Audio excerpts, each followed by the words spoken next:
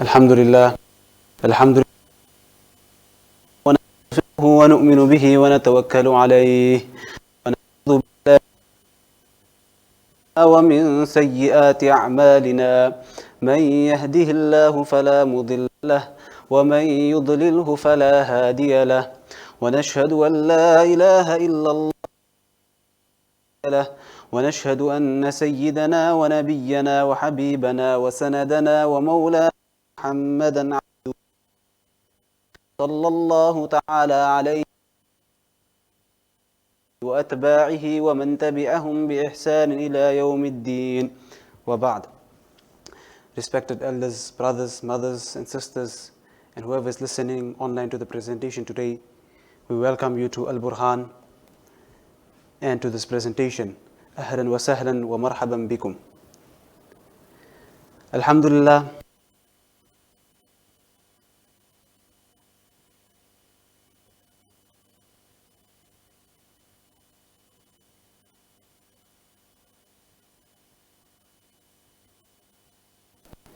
jump into the sunnah of i'tikaf. We will first lay out and I will mention the scope of this presentation. So number one, we will discuss the purpose and objective of it to Muslims, why are Muslims encouraged to observe this blessed ibadah. Number two, the concessions to leave the i'tikaf boundaries. This is one of the main aspects of i'tikaf, the fiqh of i'tikaf. Something connected to this is also validators and invalidators of i'tikaf. Gaining maximum reward from our i'tikaf, making it fruitful, making it full of reward, so that we utilize our time in the most productive way. So coming back, this ibadah, as we might have come across other ibadah, is sunnah al-kifaya. What this means is that at least one person must perform this ibadah for all to be absolved of it. If no one performs this, person from a locality, if one person performs this ibadah, the community will be absolved. But if no one performs it, then the entire community members, everyone in the community will be sinful. Allah subhanahu wa ta'ala mentions in the Quran, أعوذ بالله من الشيطان الرجيم بسم الله الرحمن الرحيم إنا أنزلناه في ليلة القدر. Indeed, it is we who send this Quran down on the night of glory. وَمَا أَدْرَاكَ مَا لَيْلَةُ الْقَدْرِ. And what will make you realize what the night of glory is? لَيْلَةُ الْقَدْرِ خَيْرٌ مِّنْ أَلْفِ شَهْرٍ. The night of glory is better than 1,000 months. تنزل الملائكة والروح فيها بإذن ربهم من كل أمر. That night the angels and the Holy Spirit, Jibreel alayhi salam, descend by the permission of their Lord for every decreed matter. سلام هي حتى مطلع الفجر. It is all peace until the break of dawn. This is a sunnah that takes place in Ramadan, the most precious of months, a month of fasting, a month of the Quran, in which the Quran was revealed, a month in which there is a night that is better than 1,000 months, that is the night of Qadr, Laylatul Qadr, the night in which the angels, including Hazrat Jibreel alayhi salam, descend with the descendings of blessings and mercy. This night, as we are told by our beloved Master sallallahu alayhi wasallam, is among the last 10 nights of Ramadan. Our beloved Master stayed in i'tikaf for these 10 nights in Masjid al-Nabawi for the very reason to search for this blessed night, so that he may gain the huge reward that can be gained in this night. We will mention a hadith of Hazrat Abu Salma radiyallahu anhu. عن أبي سلمة رضي الله عنه قال انطلقت إلى أبي سعيد الخدري فقلت ألا تخرج بنا إلى النخل نتحدث فخرج فقال قلت حدثني ما سمعت من النبي صلى الله عليه وسلم في ليلة القدر قال اعتكف رسول الله صلى الله عليه وسلم 10 الأول من رمضان واعتكفنا معه فأتاه جبريل فقال إن الذي تطلب أمامك فاعتكف الأشر الأوسط فاعتكفنا معه فأتاه جبريل فقال إن الذي تطلب أمامك فقام النبي صلى الله عليه وسلم خطيبا سبيحة 20 من رمضان فقال من كان اعتكف مع النبي صلى الله عليه وسلم فليرجع فإني أريد ليلة القدر وإني نسيتها وإنها في العشر الأواخر في وتر وإني رأيت كأني أسجد في تين وماء وكان سقف المسجد جريد النخل وما نرى في السماء شيئا فجاءت قزعة فأمطرنا فصلى بنا النبي صلى الله عليه وسلم حتى رأيت أثر التين والماء على جبهة رسول الله صلى الله عليه وسلم وأرنبته تصديق رؤياه. This is a lengthy hadith which is narrated by Abu Salma. He mentions, once I went to Abu Sa'id Khudri radiallahu anhu and asked him, won't you come with us to the date palm trees to have a talk? So Abu Sa'id radiallahu anhu went out and I asked him, tell me what you have heard from the Prophet sallallahu alaihi wasallam about the night of Qadr. Abu Sa'id radiallahu anhu replied, once Allah's Messenger sallallahu alaihi wasallam performed i'tikaf on the first 10 days of the month of Ramadan, and we did the same with him. Jibreel alayhi salam came to him and said, the night you are looking for is ahead of you. So the Prophet sallallahu alaihi wasallam performed the i'tikaf in the middle second 10 days of the month of Ramadan, and we too performed i'tikaf with him. Jibreel alayhi salam came to him again and said, the night which you are looking for is ahead of you. In the morning of the 20th of Ramadan, the Prophet sallallahu alaihi wasallam delivered a sermon, a khutbah, saying, whoever has performed i'tikaf with me should continue it. I have been shown the night of Qadr, but I have forgotten its date. But it is in the odd nights of the last 10 nights. I saw in my dream that I was prostrating in mud and water. In those days, the roof of the mosque was made of branches of date palm trees. At that time, the sky was clear and no cloud was visible. But suddenly a cloud came and it rained. The Prophet ﷺ led us in the prayer, and I saw the traces of mud on the forehead and on the nose of Allah's Messenger ﷺ. So it was the confirmation of that dream. This hadith can be found in Bukhari. So the literal meaning of i'tikaf, will go into the definition. The literal meaning of i'tikaf is to confine oneself, and the shari'i meaning is to confine oneself in the Jami' Masjid, where the 5 times daily salawat are taking place, with the intention of gaining closeness to Allah subhanahu wa ta'ala, and thereby receiving His mercy and reward. So this is the shari'i meaning, or the theoretical meaning of i'tikaf. Now, what are the conditions of i'tikaf? Sharia has placed a few conditions in order to perform this great sunnah of i'tikaf, which will follow. Sayyidina Aisha radiallahu anha mentioned أن النبي صلى الله عليه وسلم كان يعتكف الأشهر الأواخر من رمضان حتى توفاه ثم اعتكف أزواجه من بعده. She reports, Nabi sallallahu alaihi wasallam used to perform i'tikaf during the last 10 nights of Ramadan till he passed away. Then his wives used to perform i'tikaf after him. So from here we see, number 1 is to be a Muslim man or woman of sound mind. Condition number 1. But a child who has not reached the age of puberty may also perform i'tikaf, as puberty bulugh is not a condition.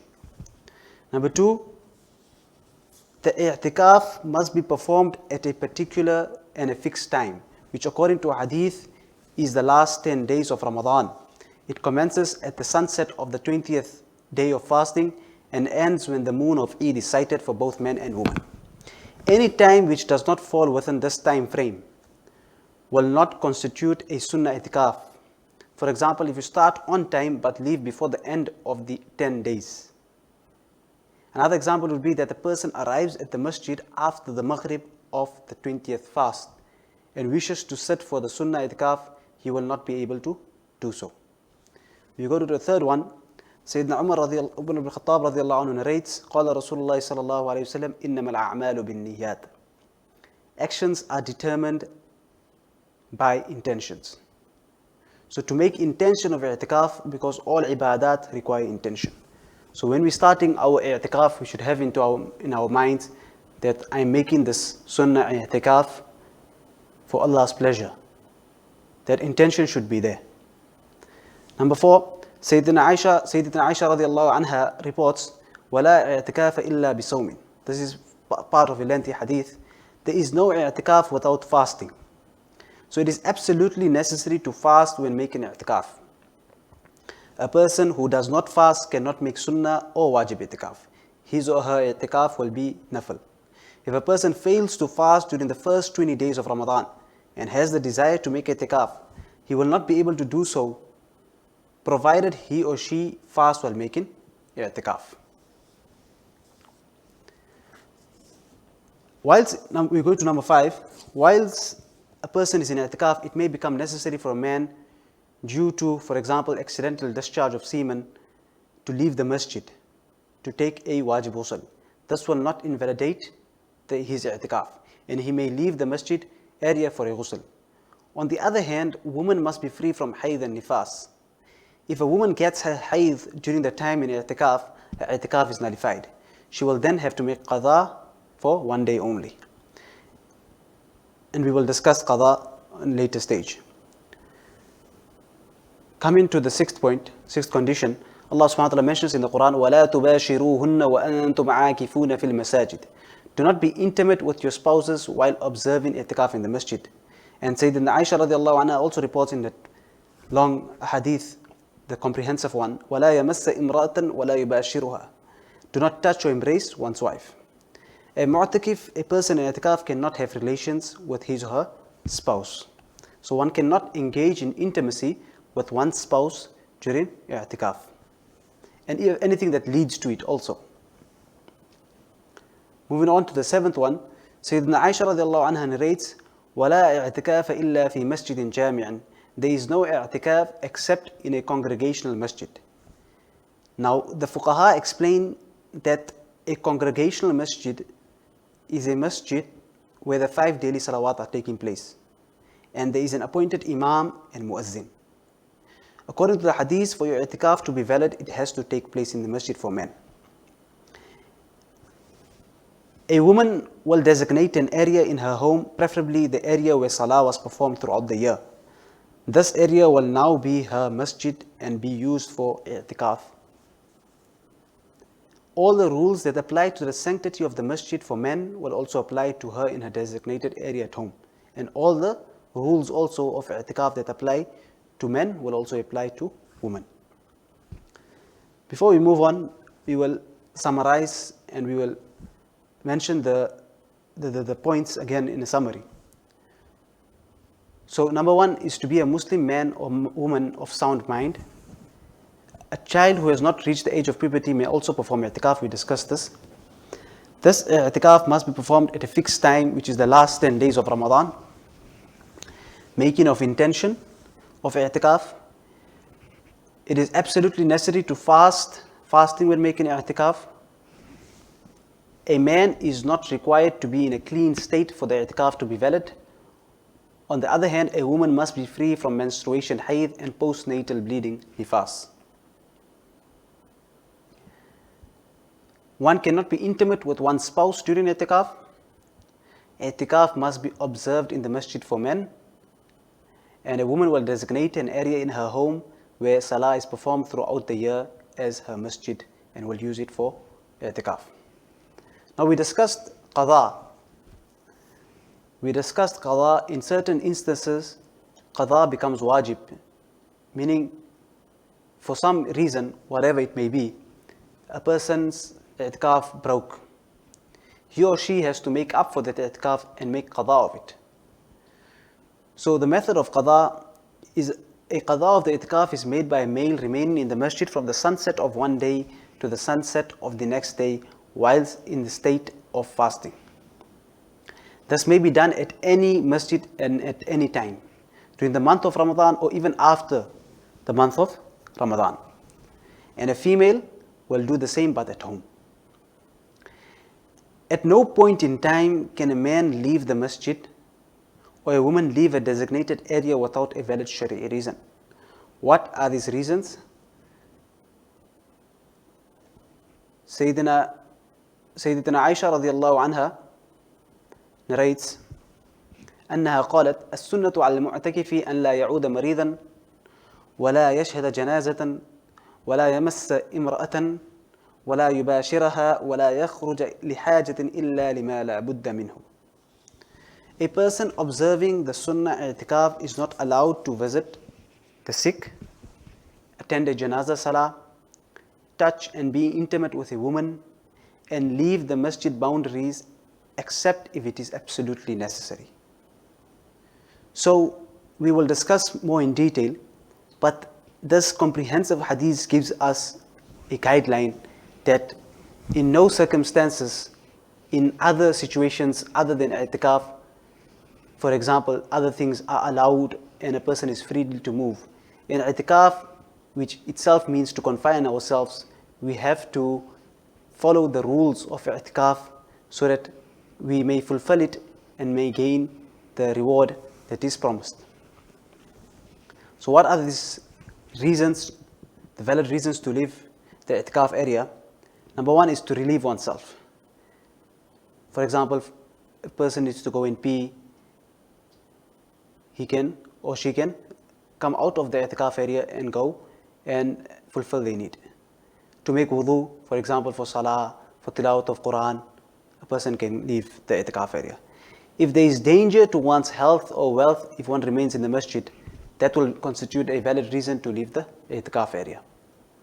For example, there is a mob or someone's coming to rob you in the masjid and there is no other way of preventing it, then a person may leave. If the masjid becomes shaheed, for example, it collapses, then one can leave provided one hurries to the closest masjid to complete the i'tikaf there. At this point, for example, if there's a natural disaster or something is happening that the masjid is getting destroyed or it collapses, then a person can leave the i'tikaf area and go to the closest masjid and finish the i'tikaf over there. To make ghusl when it is completely necessary, for example, emission of semen. To perform Jumu'ah on this point if it is completely necessary. When it is not necessary ghusl, then a person will not be allowed to leave the masjid. For example, a ghusl to cool off, that ghusl will not be allowed. Or a ghusl for Jumu'ah also, that too will not be allowed. So only in extreme cases will a person be allowed to leave the masjid. For example, if he has a discharge of semen, then he may leave the designated area, the masjid, and make ghusl. To perform Jumu'ah, if there is no Jumu'ah taking place in the masjid of i'tikaf, this is a Sharia reason. And lastly, to bring in food and drink if there is no one to arrange for it. If there is no one, if there is no family member or friend and there is no arrangements being made, then a person may leave for that time to just go and get his food and his drink and not indulge in any other activity. That will be allowed. Now that we are in the masjid, let's talk a little bit about the sanctity of the masjid and what can and cannot be done in the masjid. Allah subhanahu wa ta'ala mentions in the Holy Quran, أعوذ بالله من الشيطان الرجيم وأن المساجد لله فلا تدعوا مع الله أحدا. The places of worship are only for Allah subhanahu wa ta'ala. So do not invoke anyone besides Him. The masajid, plural of masjid, are places of worship for all Muslims. Unlike Jews and Christians who practice polytheism, shirk, Muslims practice monotheism, worshiping Allah alone. As such, the masajid are reserved solely for the worship of Allah subhanahu wa ta'ala. This means that the masajid are not places for non-dini gatherings and discussions, unnecessary collective meals or da'wats, or anything unbecoming of the remembrance of Allah subhanahu wa ta'ala. A person is there to worship Allah alone, not to have joint or a gathering of discussions, or to such an extent that it disturbs one from the remembrance of Allah subhanahu wa ta'ala.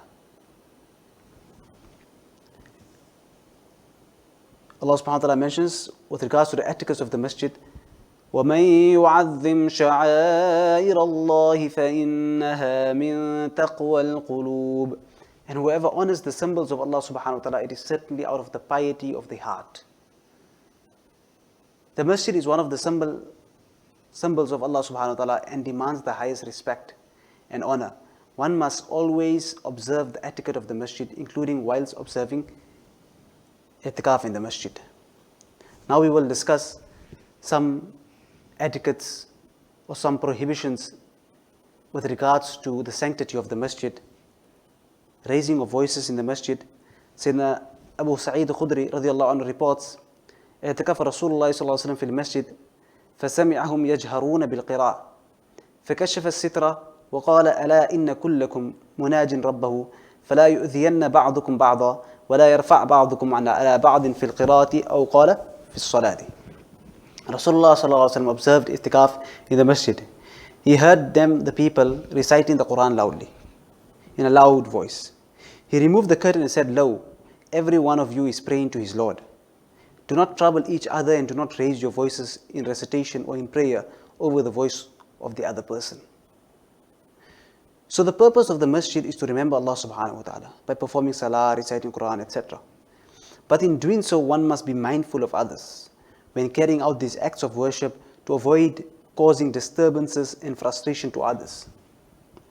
If this is the command with regards to acts of worship, how much more severe will it be in regards to non-dini and casual discussions, which we see in our time, in which we need to take lesson from. Moving on to bad odor and foul smells. Sayyidina Jabir bin Abdullah radiyallahu anhu reports that Nabi sallallahu alayhi wa sallam said, Man akala thuman aw basalan فليعتزلنا أو ليعتزل مسجدنا وليقعد في بيته. Sayyidina Jabir bin Abdullah radiyallahu anhu reports that Nabi sallallahu alayhi wa sallam said, whoever has eaten garlic or onion should keep away from us or should keep away from our masjid and should stay at home. When entering the masjid, one should cleanse the mouth, the body and clothing from any foul odor and smell, so that others are not inconvenienced or troubled by this. This includes odors and smells from cigarettes, etc., that leave a bad odor and smell in one's mouth and on one's clothing. One has to be more sensitive to this while observing the sunnah itikaf, as one will be observing itikaf with others in the masjid for a duration of 10 nights. So this is, imagine, this is when a person has eaten something which is part of ma'kulat, something which we eat in part of the food items. Because in the masjid there are people with sensitivities, there are angels, it is a place of purity, it is a place where Allah subhanahu wa ta'ala is worshipped. All these things have to be considered, that the slightest amount of disturbance to another person is not allowed. The slightest be'adbi, the slightest disrespect is not allowed. Because this is a respected place, a place where ibadah is taking place, a place where people are involved in salah, Quran, in dhikr, there are angels. So we should be very considerate, especially when we're in i'tikaf, because we will be staying there for 10 days and 10 nights. Moving on, reading un-Islamic material in the masjid. An Amr bin Shu'ayb an abihi an jaddihi, Sayyidina Amr bin Shu'ayb reports from his father, who reports from his grandfather, saying, نهى رسول الله صلى الله عليه وسلم عن البيع والإبتاع وعن تناشد الأشعار في المساجد. Rasulullah صلى الله عليه وسلم forbade buying and selling in the masjid and reciting poetry in the masjid. The poetry in the above hadith refers to poetry that contains songs and lyrics that convey un-Islamic messages and content. In the same context, reading of un-Islamic literature in the form of novels, magazines, news, or the misuse of the mobile phones all fall under the same ruling. A person has secluded himself in i'tikaf, and he has secluded himself in i'tikaf for one reason: to gain closeness to Allah subhanahu wa ta'ala, to find Laylatul Qadr, to do as much ibadah as possible that he or she could not fulfill when they were busy, when they were not in the masjid. Now when a person has confined himself or herself in i'tikaf, this is a golden opportunity to catch up on ibadah, to do as much ibadah as possible.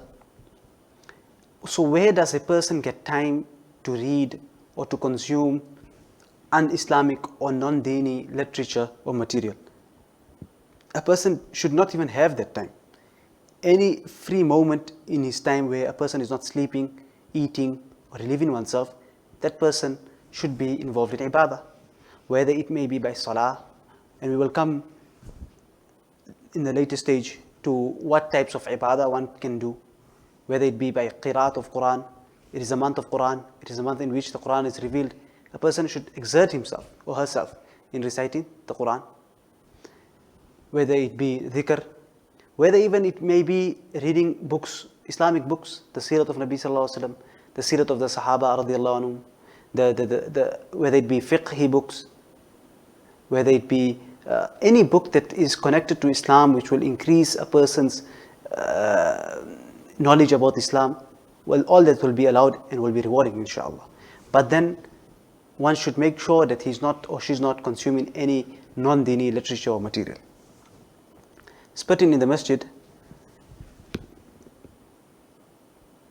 Sayyidina Anas bin Malik radiallahu anhu reports that Rasulullah sallallahu alayhi wasallam said, "Al-buzaqu fil masjidi khati'atun wa kaffaratuha dafnuha." Spitting in a masjid is a sin, and burying it is its atonement. So this is self-explanatory. No person in their right mind will go and spit in a masjid.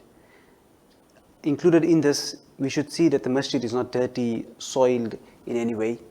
If there may be some dirt or litter, a person should make an effort with the correct niyat that he or she, he can pick up that litter, that paper, that tissue, and throw it in the dustbin. Because again, this is the house of Allah subhanahu wa ta'ala, and this is a symbol of Allah subhanahu wa ta'ala. It deserves the utmost respect. So if someone else is involved in doing this, one should, in a correct manner, with wisdom, advise that person. Or if there is some litter or if there is some dirt, then one should themselves get up and try and clean it. Moving on, commerce and trade in the masjid.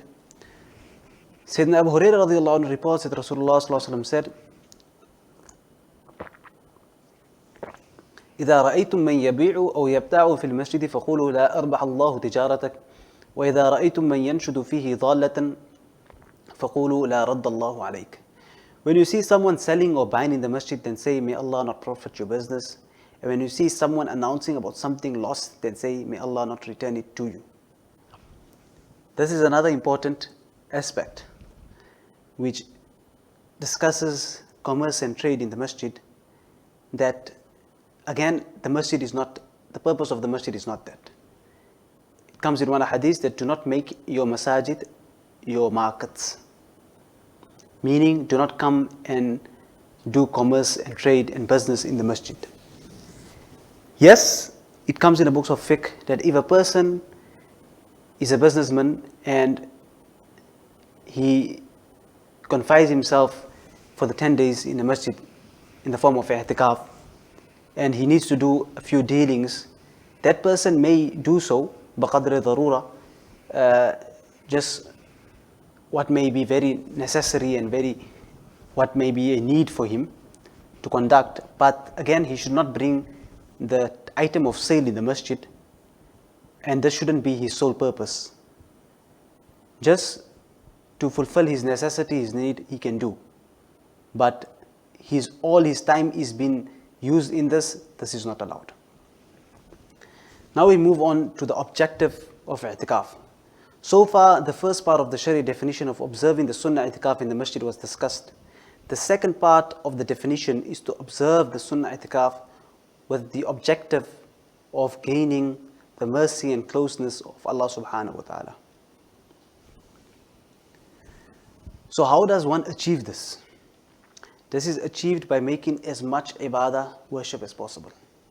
It is already rewarding to confine oneself to the masjid, and it becomes easier to engage in more worship ibadah whilst in the masjid, because there is no distractions. The masjid is made for that purpose. One should try one's best to utilize their time in a productive way whilst in the masjid. There are various forms of worship ibadah that one can do to gain immense rewards. It goes without saying that one must perform all 5 daily salahs at its fixed times in congregation, in jama'ah. An effort should be made to perform them with takbir ula, the first takbir at the commencement of salah, in the first row saf of salah. Added to that, the sunnahs of the 5 daily salahs should be read before or after their respective salah. Now this is a holy month, the month of Ramadan, where rewards are multiplied. It comes in a hadith, Sayyidina Salman al-Farsi radiallahu anhu reports that Rasulullah sallallahu alaihi wasallam said in a sermon delivered to them on the last day of Sha'ban, يا أيها الناس قد أظلكم شهر عظيم مبارك شهر فيه ليلة خير من 1000 شهر جعل الله تعالى صيامه فريضة وقيام ليله تطوعا من تقرب فيه بخصلة من الخير كان كمن أدى فريضة فيما سواه ومن أدى فريضة فيه كان كمن أدى 70 فريضة فيما سواه وهو الشهر الصبر والصبر ثوابه الجنة. O people, a great month, a blessed month, a month containing a night which is better than 1,000 months has dawned upon you. Allah Ta'ala has prescribed the observance of fasting during the month as an obligatory duty.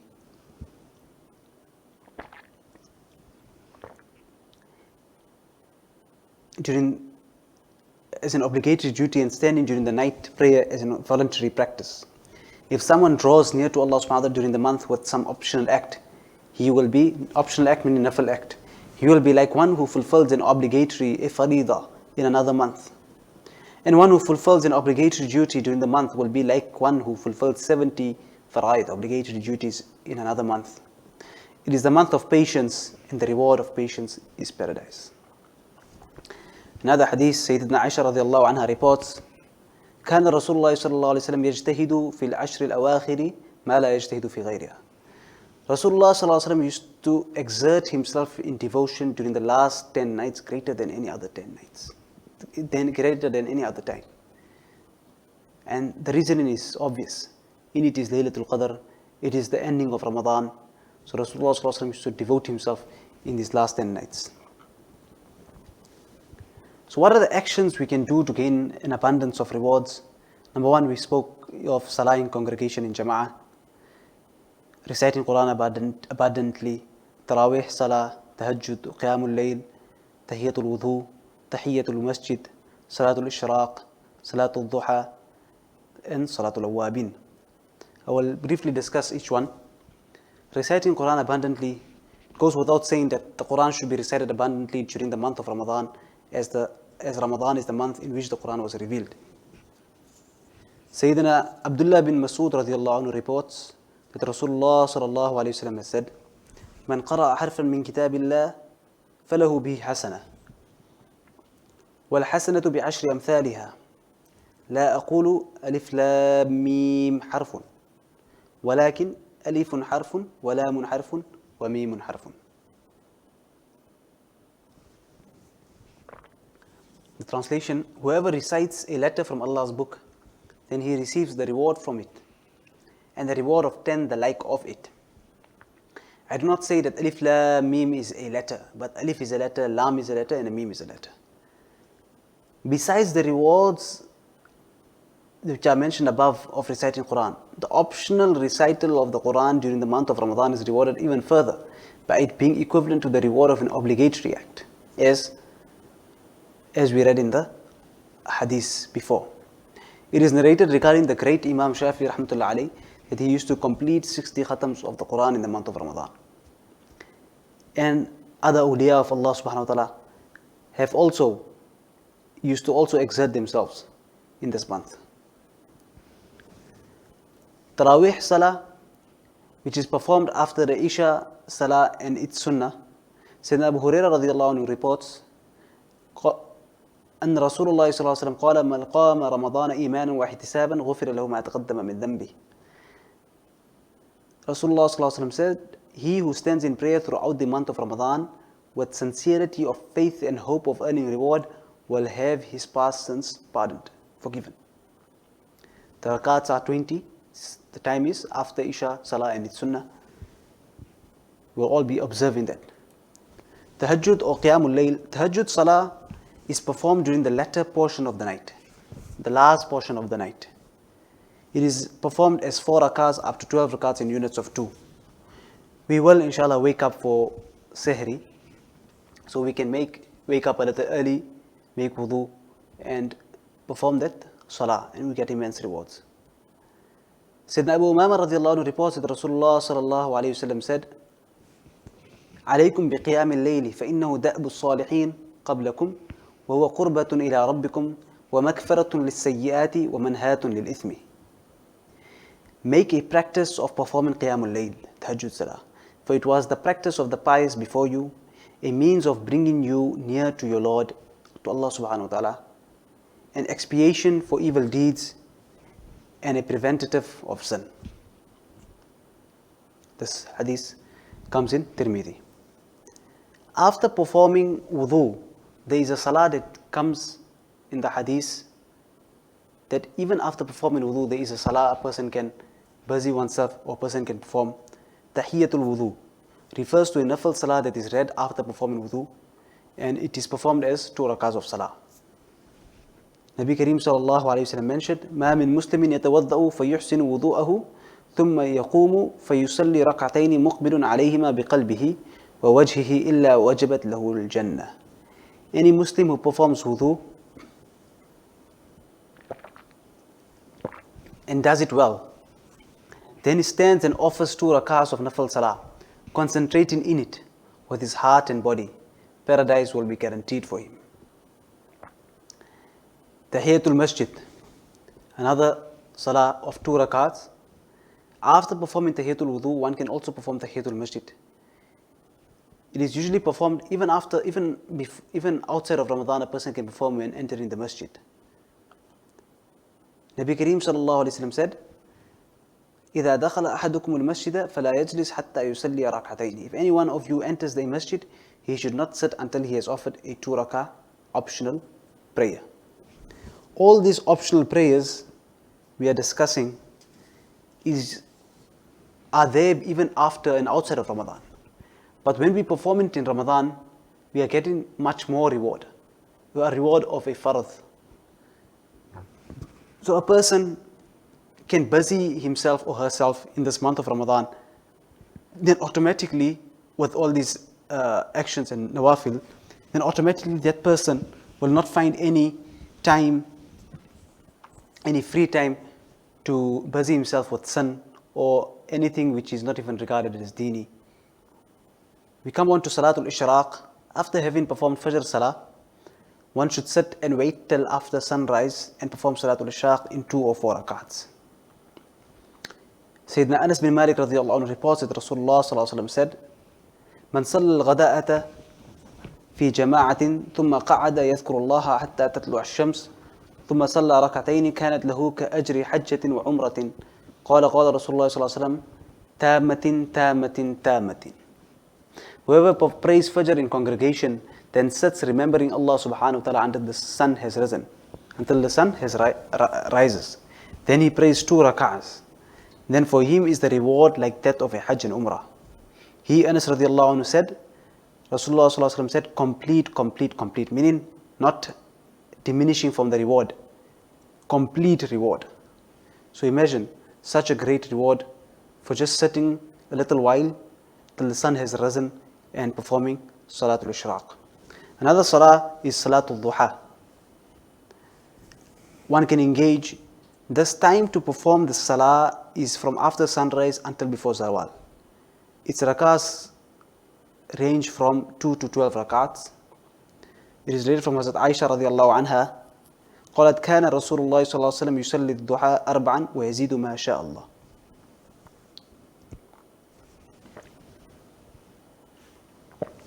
That Rasulullah sallallahu alayhi wasallam used to perform 4 rakahs of duha prayer and would add to them whatever Allah subhanahu wa ta'ala wished.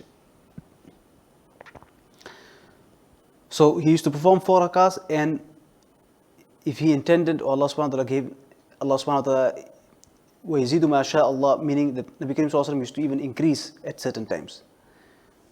So a person again can benefit from this fadila in a time of i'tikaf, when a person is secluded and in seclusion and there is no distractions. A person can busy themselves with this nafil salah. Another salah which a person can perform after performing the Maghrib salah in congregation, one can perform a minimum of 6 rakats up to a maximum of 20 rakats of Salatul Awwabin.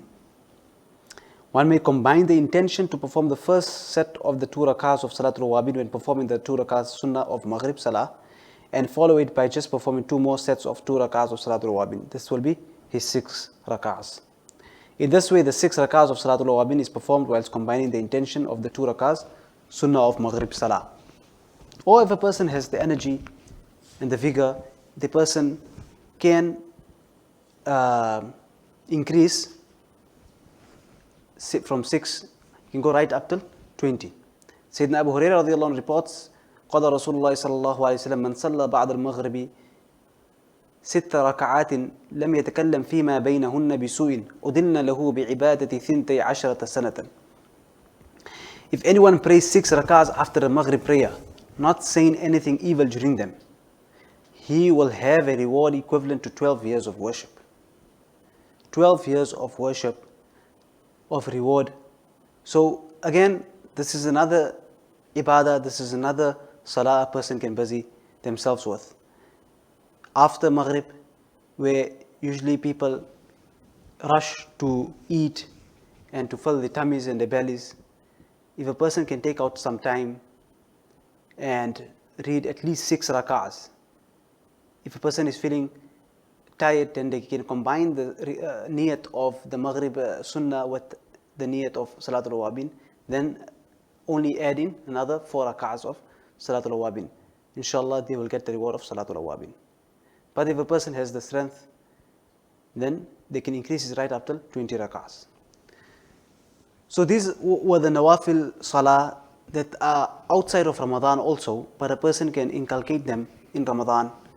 And through the barakah of Ramadan, this habit will stick, inshallah, and a person may continue with them even after Ramadan. So till now we discussed the Sunnah i'tikaf. We will now briefly discuss the other types of i'tikaf. The second type of i'tikaf is a compulsory wajib i'tikaf. This refers to one making a vow, nazar, to perform i'tikaf. When a vow is made to observe an i'tikaf, it becomes compulsory wajib to observe the i'tikaf. Sayyidina Ibn Umar radiallahu anhu reports عن عمر أنه كان عليه ليلة نذر في الجاهلية يعتكفها فسأل رسول الله صلى الله عليه وسلم فأمره أن يعتكفه. Umar radiallahu anhu vowed, he made a nadhr, he made a qasam, he vowed to spend a night in i'tikaf during the time of ignorance, jahiliyyah. He asked Rasulullah sallallahu alaihi wasallam about that, and he ordered him to perform the i'tikaf. So from here we learn that it becomes wajib and compulsory to fulfill this. If a person, for example, now a nazar can be with a condition or even without a condition. For example, a person says, on Thursday I will make i'tikaf. So that person has to make i'tikaf on Thursday from the sunset of Wednesday till the sunset of Thursday whilst observing, while fasting also. That is without a condition. Or with a condition is that if a person says, if I pass this exam, I will make i'tikaf for 3 days. That is with a condition. So if a person passes that exam, then it is compulsory and wajib upon that person to perform that i'tikaf. One thing should be considered and taken in mind is that a person has to fast when making the wajib i'tikaf. The third type of i'tikaf is a preferable mustahab or an optional nafil i'tikaf. This i'tikaf refers to an i'tikaf other than the sunnah or compulsory wajib i'tikaf. There is no time limit for it, and it may be performed at any time, even for a moment. For example, when a person enters the masjid, one may make the intention for i'tikaf for the duration one remains in a masjid. So it may be even for 1 minute or even 1 hour, 1 day. And fasting is not a condition for this type of i'tikaf. And when a person leaves, then the i'tikaf is over and it's complete. So these were the other 2 types of i'tikaf.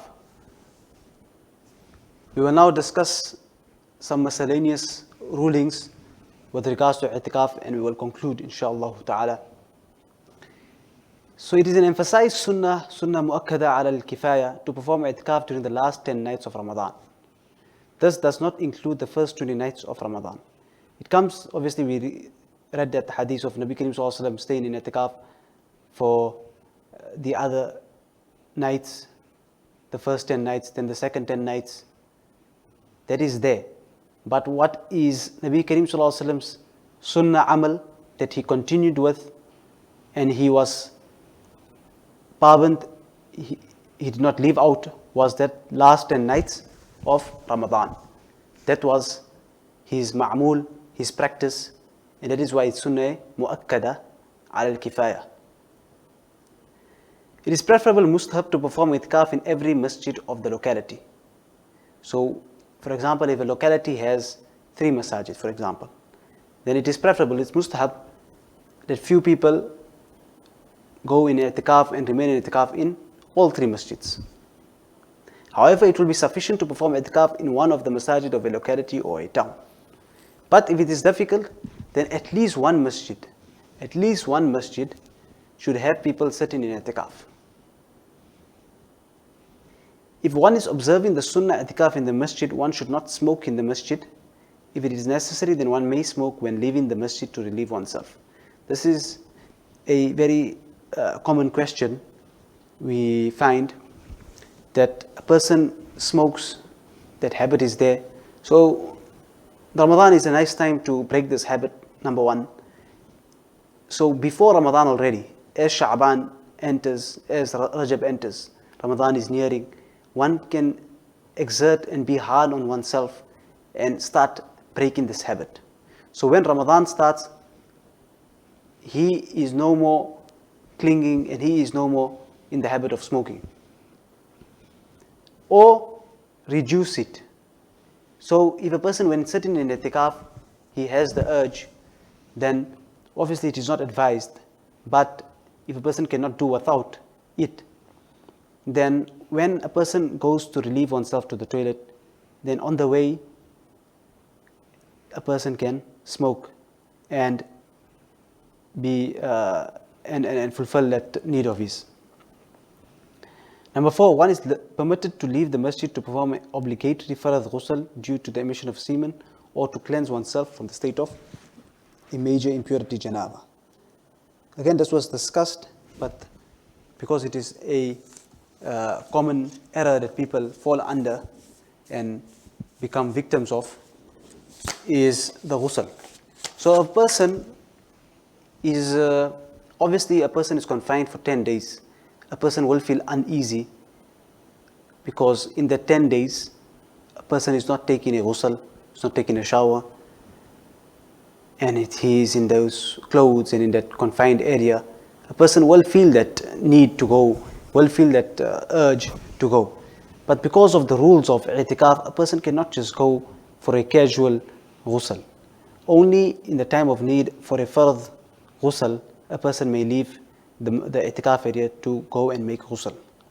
This also applies for a person who is, for example, in a very hot place. It is hot, the weather is hot, and a person wishes to take a ghusl. That person will not be allowed just to go and take a ghusl to cool off. Another scenario is if it is Jumu'ah, and a person wishes to take the Jumu'ah ghusl. That too will not be allowed in the state of i'tikaf. So a person in i'tikaf will only go when there is a need to go for a farad ghusl. For ghusl tabreed or to cool off, or for a ghusl of Jumu'ah, a person will not be allowed. So this brings us to the end of the presentation. May Allah subhanahu wa ta'ala grant one and all the tawfiq to practice upon what has been said and to pass it on to others. Wa akhiru da'wana alhamdulillahi rabbil alameen.